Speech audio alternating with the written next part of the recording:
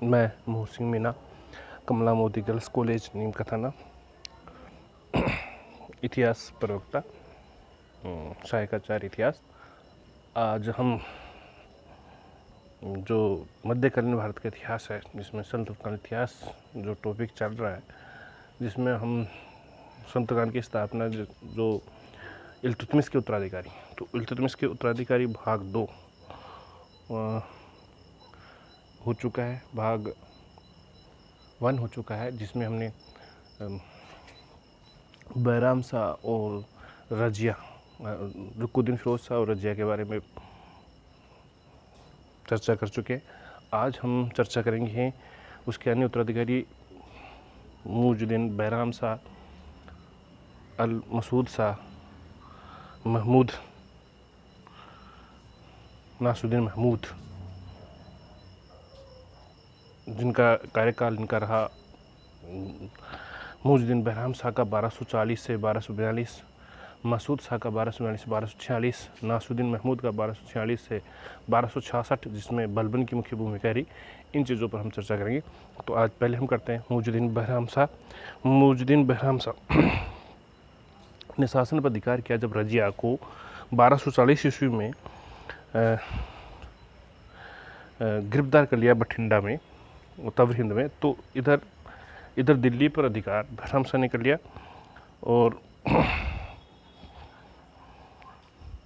बैराम शाह ने 21 अप्रैल 1240 में गद्दी पर बैठ गया वो, और एक स्वतंत्र शासन के रूप में उसने कार्य करना आरंभ कर दिया। उसने एक अमीरों ने ये सोचा कि सुल्तान इल्तुतमिश के वंशज हो, लेकिन प्रशासन पर जो नियंत्रण है, सुल्तान को बनाने ठाने का जो अधिकार है, वो अमीरों के पास होना चाहिए। इसलिए उन्होंने एक नया पद सृजित किया जिसका नाम था नायब, और ये बैराम शाह के समय ही सृजित हुआ। बैराम शाह के समय नायब जो पद सृजित हुआ, नायब ए मामिलकात या मुमलकत, इस पद पर सर्वप्रथम एतगिन को नियुक्त किया गया। ये पद एक संरक्षक के समान था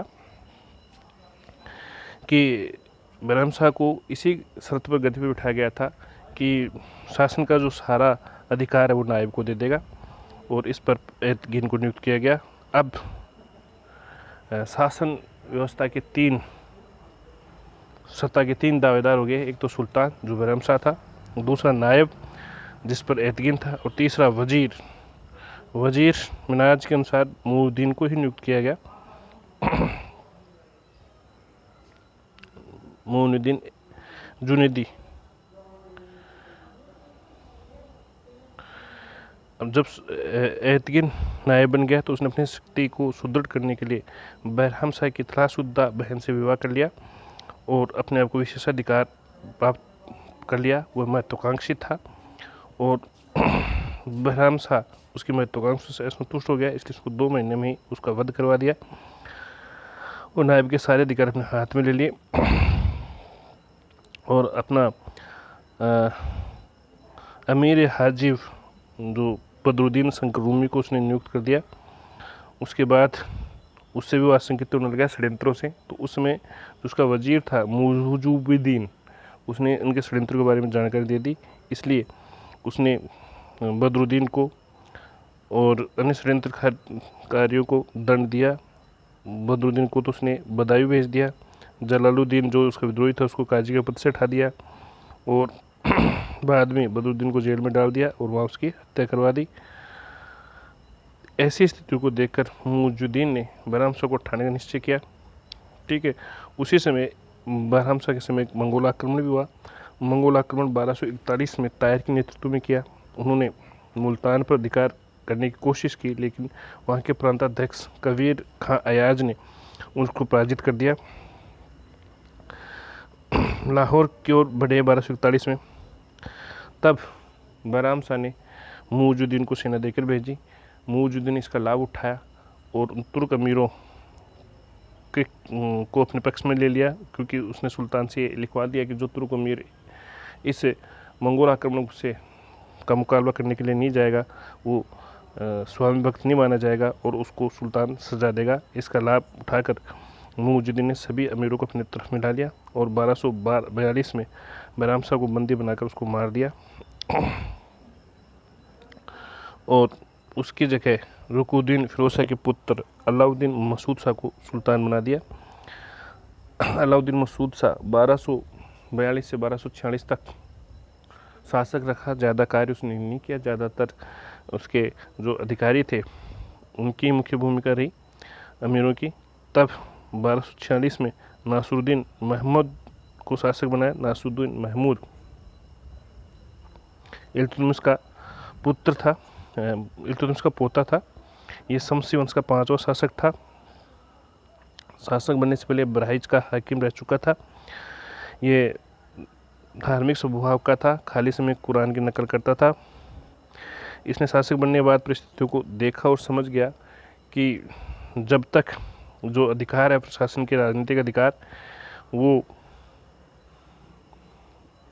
अमीरों को नहीं दिए जाते तब तक शांति नहीं हो सकती थी। इसलिए उसने सारे अधिकार उन्हीं को दे दिए और वो नामात्र का शासक रहा। इस कारण उसकी हत्या नहीं हुई और 1246 से 1266 तक वो शासन करता रहा।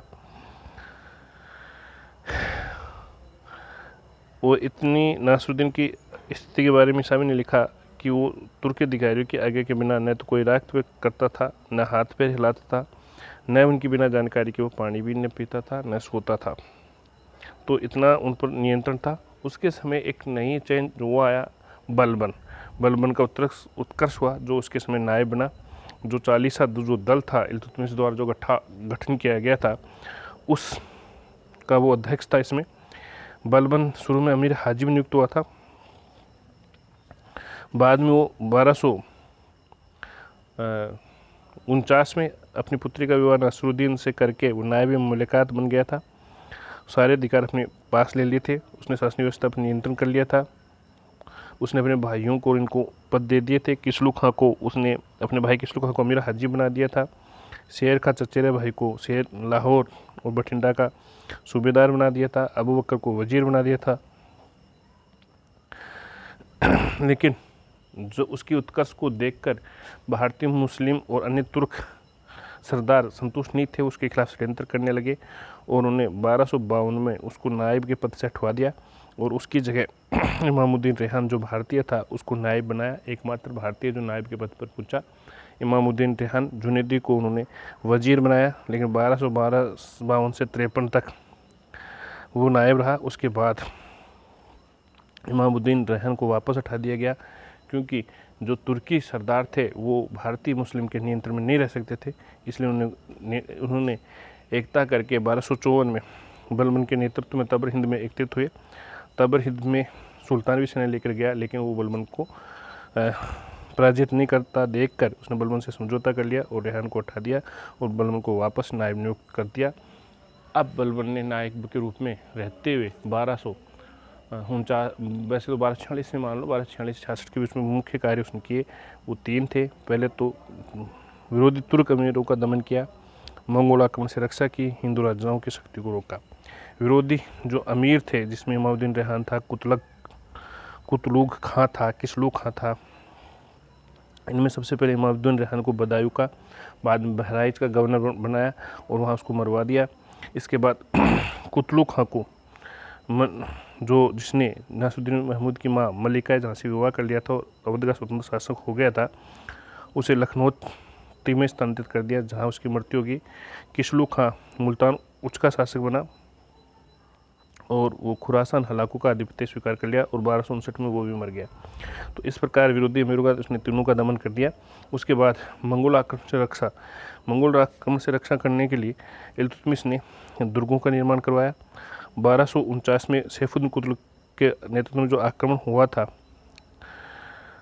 उसको उसने विफल कर दिया। हिंदू राजाओं की शक्ति को रोकने के लिए बलबन ने कामरूप, उड़ीसा में हिंदू राजाओं जो आपस में संघर्ष कर रहे थे उन पर नियंत्रण किया, उड़ीसा पर नियंत्रण किया, बंगाल की समस्या को हल करने का भी प्रयास किया। इस समय असर खां बंगाल का स्वतंत्र शासक था, उसका दमन करने की कोशिश की, लेकिन नायब के रूप में वो कामयाब नहीं रहा। बुंदेलखंड और बघेलखंड के त्रिलोक्य वर्मा, वीर वर्मा, हमीर वर्मा, इन्होंने बलबन की अधीनता स्वीकार कर ली। 1200 का मालवा, ग्वालियर, चंदेर, नारनौल इन पर भी नियंत्रण कर लिया। 1258 पर रणथंभौर पर आक्रमण किया लेकिन इसको जीत नहीं पाया। मेवातियों का भी उसने दमन कर दिया 1260 में। दोआब और कटहर पर भी उसने नियंत्रण किया। अंत में 1265 में नासरुद्दीन की अचानक मृत्यु हो गई। इसकी मृत्यु के कारण को लेकर इतिहासकारों में मतभेद है। तारीख मुबारक शाही के अनुसार सुल्तान बीमारी से मारा। इस्लामी की पुस्तक फुतूह सुलातीन के अनुसार बलबन ने उसको विष देकर मार दिया। फरिश्ता के अनुसार बलबन ने इल्तुतमिश के कई वंशजों का वध किया, जिसमें नासरुद्दीन महमूद भी था। इब्न बतूता ने भी ये बताया कि बलबन ने उसको मार दिया। तो बलबन ने उसको मारकर 1266 में स्वतंत्र शासक बन गया था, क्योंकि उसका कोई पुत्र नहीं था। ये था नासरुद्दीन महमूद यानी इल्तुतमिश के उत्तराधिकारी भाग 2। और इसमें 1266 में जब बलबन शासक बन गया, इलबारी वंश द्वितीय इसको कहते हैं। इस भाग को हम अगले में करेंगे।